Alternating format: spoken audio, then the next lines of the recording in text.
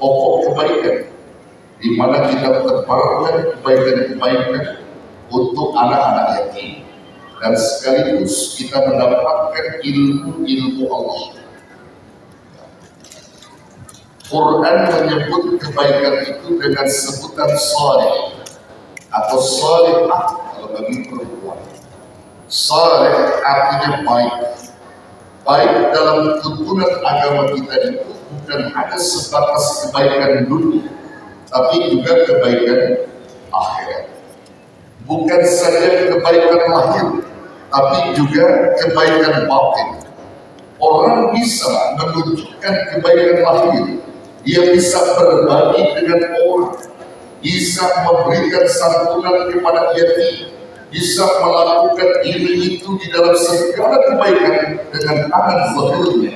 Tapi apakah batinnya baik? Belum tentu. Batinnya hanya yang tahu hanya dirinya dengan Allah Subhanahu wa Ta'ala.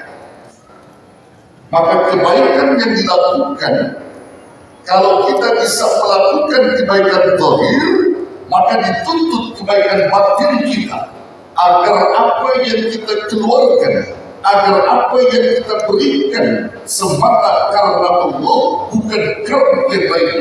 Kita tidak ingin dunia, kita tidak ingin ujub, kita tidak ingin sombong. Itulah kebaikan batin yang diajarkan Allah dalam Al-Quran dan As-Sunnah. Maka orang yang melakukan kebaikan lahir batin, maka itulah merupakan sumber pokok kebaikan.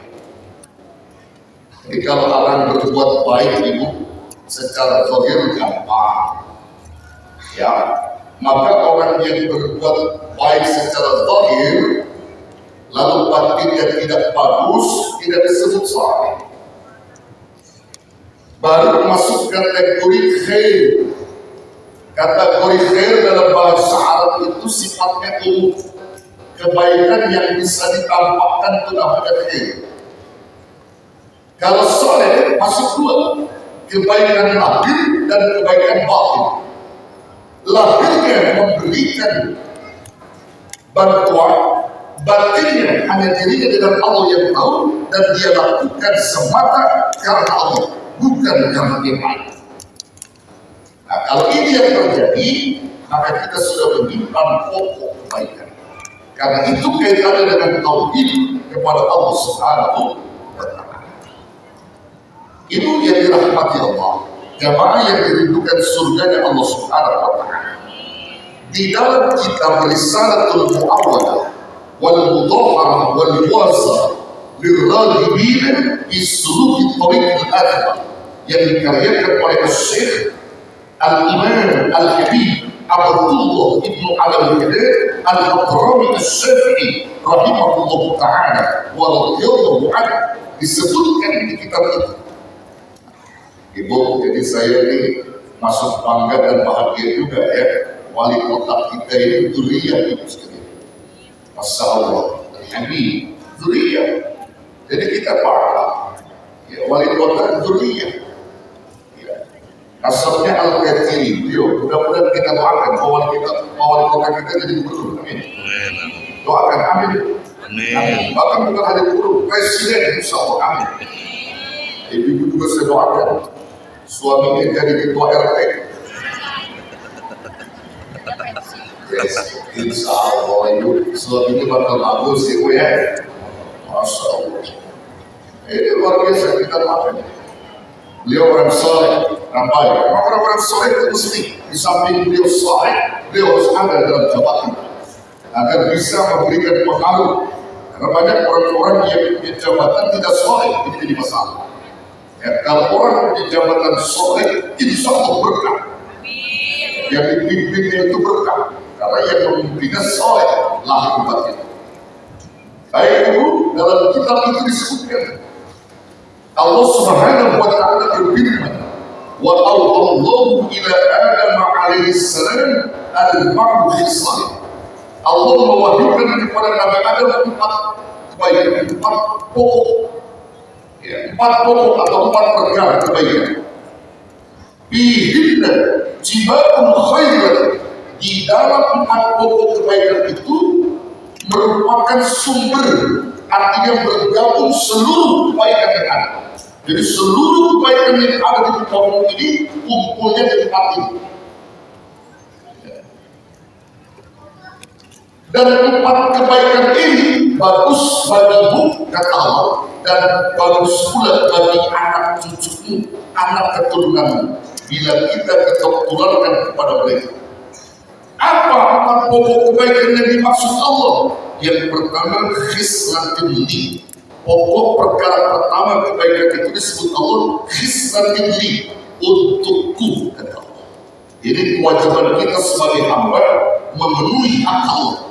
Jadi pokok pertama atau perkara yang pertama khislatul li, untukku, kata Allah, yang mesti kau tunaikan. Wa khislatul laka, perkara yang kedua adalah untukmu. Ini pokok kebaikan yang kedua. Wa khislatin fima baini wa bainaka, perkara yang ketiga antara kamu dan aku. Antara aku dan kamu, kata Allah. Kemudian wa khislatin fima bainaka wa baina ibadi, perkara yang keempat antara kamu dan hamba-hamba. Subhanallah. Lalu bagaimana konsepnya? Kebaikan yang dimaksudkan Allah tadi, amal lati yadi patusaddiquni ay pata'buduni wa la tusriku bi syai'an. Adapun perkara yang pertama tadi menjadi sumber pokok kebaikan adalah untukku, yakni kamu membenarkan bahwa aku sebagai Tuhanmu, kata Allah, dan kamu beribadah hanya kepadaku, tidak musyrik kepadaku, tidak memusyrikkan diri, kata Allah. Nah, ini yang jadi persoalan di dalam konsep kebaikan. Ibu sekalian, tadi yang saya bilang, ini merupakan sumber pokok kebaikan. Kalau kita sudah bertauhid kepada Allah, apapun yang kita lakukan mesti Allah ridho. Kenapa? Karena kita sudah bertauhid kepada Allah. Kita tidak pernah memusyrikkan Allah. Kalau ibu datang ke majelis ilmu niatnya karena Allah, karena ibu sudah bertauhid, maka Allah ridho atas kedatangan ibu. Ketika ibu memberikan santunan yatim, ibu bertauhid, maka Allah ridho kepada ibu, karena Allah Subhanahu wa Ta'ala sudah ditauhidkan oleh kita. Dan orang-orang yang melakukan kebaikan di dunia ini, ketika dia bertauhid, maka dia menjauhkan dari kemusyrikan, tidak ria, tidak ujub, tidak sombong. Maka orang yang tidak ujub, tidak sombong adalah orang yang bagus tauhid ini. Karena yang hanya mengganti semua amal kita itu Allah, bukan kesombongan kita, bukan riya kita, bukan ujub kita. Jadi boleh dibilang perkara yang pertama ini, kebaikan yang menjadi sumber kebaikan ini, ibu sekalian, ini menunjukkan arti bahwa orang ini ketika memenuhi hak Allah, dia mampu menjalankan apa maunya Allah, bukan mau nafsunya. Kalau kita menjalani maunya Allah, hidup kita bakal berkah, ibu sekalian. Iya, bukan maunya nafsu. Kalau nafsu maunya sering mengajak kejahatan, sering membuat kita buruk nafsu. Inna nafsa la'ammaratu bis-su'i. Sesungguhnya nafsu itu selalu cenderung mengajak manusia berbuat jahat, kata Allah. Tapi kalau kita ikutin maunya Allah, insya Allah hidup kita bakal diberkahi, bukan ikutin nafsu. Maka kalau ibu setiap hari-hari mengikuti nafsunya, nggak ada habisnya ibu sekalian. Betul? Betul, Bu? Ibu kalau mengikuti nafsu, kalau saya tanya, kira-kira ibu setiap hari maunya apa? Kalau mengikuti nafsu, ibu setiap hari maunya apa? Mau apa? Ke mall. Mau ke mall. Apalagi duit yang banyak gitu. Apalagi ada yuk kalau kita nafsu. Giling, apa sih giling? Jalan-jalan. Masalah tuh. Kalau ikutin nafsu, ya. Tapi kalau ikutin Allah, Allah cuma pengen kita jadi hamba yang soleh. Apa yang Allah perintah ikutin, apa yang Allah larang jauhin. Itu aja. Orang jalan-jalan bukan kagak boleh, boleh berhibur, merekreasikan otak kita, betul? Boleh. Tapi kalau dia jalannya karena Allah, insya Allah ridho. Tapi kalau jalan-jalannya, healingnya karena ada maksud-maksud tertentu, ini yang jadi masalah. Maksud tertentunya apa? Ibu-ibu kalau healing itu dia punya tujuan, saya bosan di rumah laki. Ada jalan-jalan melihat laki yang ada ganteng-ganteng, itu nafsu. Saya pusing, puyeng di rumah mulu, pengen ngabisin duit ke mall. Ya, kalau itu yang dibiarkan, jatuh, Allah nggak bakal ridho, nggak bakal ridho. Coba ibu perhatikan, ini kita lagi ngaji ya.